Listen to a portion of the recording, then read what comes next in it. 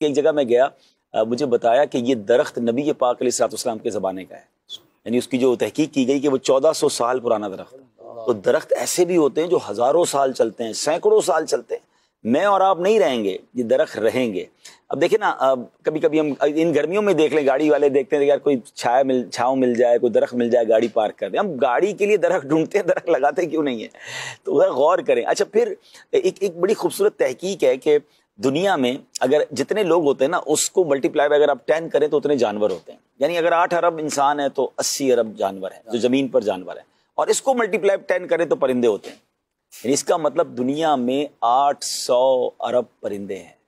پرندوں کی کالونی کون سی ہے؟ پرندوں کے گھر کون سے ہیں؟ پرندے کہاں رہتے ہیں؟ کبھی سوچا آپ نے؟ پرندے کسی بلڈنگ میں نہیں رہتے، پرندے درختوں پہ رہتے ہیں۔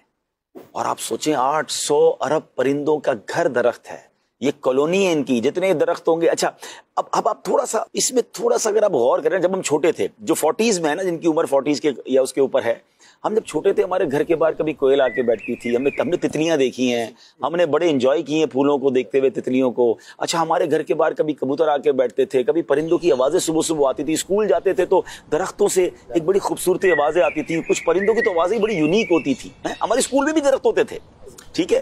اب کہاں ہیں وہ آوازیں؟ اب کہاں ہیں وہ پرندے؟ اب تو آپ کے بچوں سے تتلیاں، ان کو بٹر فلائی باغ میں جانا پڑتا ہے۔ یہ سب کہاں گئے؟ ایک غور کرنے والی بات ہے۔ شہر کراچی والوں سے میں بات کر رہا ہوں، ہو سکتا ہے گاؤں میں ابھی بھی نظر آتی ہوں۔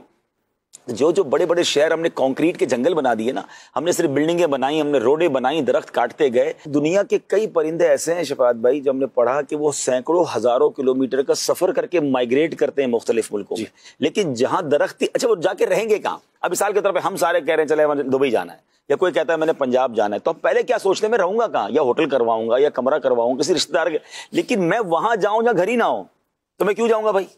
جب گھر ہی نہیں ہے، رہنے کی جگہ ہی نہیں ہے، نہ واش روم ہے میرے لیے، نہ کوئی مکان ہے، نہ کوئی چھت ہے، تو ریگستان میں روڈ پہ جا کر تو نہیں سوؤں گا۔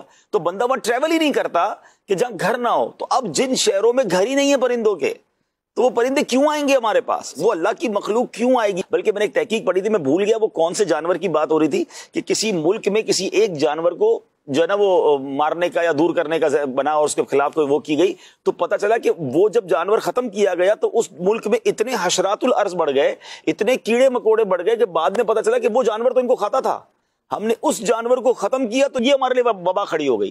تو بہت ساری چیزیں سسٹم کا حصہ ہوتی ہیں کہ کسی چیز کے لیے کیا صفائی اس سے ذریعے ہو رہی ہوتی ہے، کس کے ذریعے کیا بہتری ہو رہی ہوتی ہے۔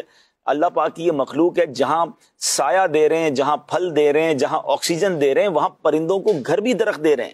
لکڑی کے کاغذ لکڑی سے بنتا ہے، تو بہت کچھ ہے، بہت کچھ ہے۔